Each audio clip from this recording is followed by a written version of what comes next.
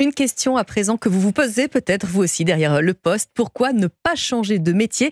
Un Français sur deux envisage une reconversion, Thomas. Oui, ça grimpe même jusqu'à 60% pour les 26-34 ans, loin du rêve de faire carrière dans la même entreprise toute sa vie. Beaucoup de salariés changent de branche d'abord pour un meilleur salaire.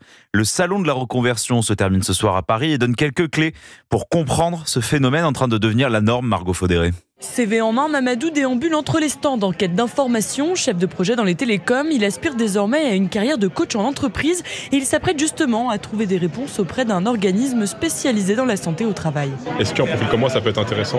Ah oui, la seule demande qu'on a de départ, c'est d'avoir le permis B. Se reconvertir, Mamadou y pense depuis quelques années et c'est bien le Covid qui a accéléré sa quête de sens, quitte à gagner moins. Aujourd'hui, je suis entre 60 et 65 000 euros annuels. Plus je fais des recherches et plus je vois que ça va m'impacter financièrement. Donc voilà, c'est un vrai choix de vie. Même philosophie du côté de Stéphanie qui compte réduire son activité dans un établissement médical pour se lancer à son compte. Étant donné que je suis cadre de proximité, je m'assois sur une partie de mon salaire mais je gagnerai en qualité. Mais si une partie des Français en reconversion ne le fait pas pour des raisons financières, certains jeunes restent plus sensibles à leur pouvoir d'achat, explique Stéphane Mas de Transition Pro Île-de-France. On sent cette ambivalence entre je cherche quand même un CDI pour beaucoup d'entre eux et chez d'autres des emplois passion. Quelles que soient les raisons, les Français sont de plus en plus nombreux à songer à une reconversion en changeant de métier, de secteur d'activité ou même de statut.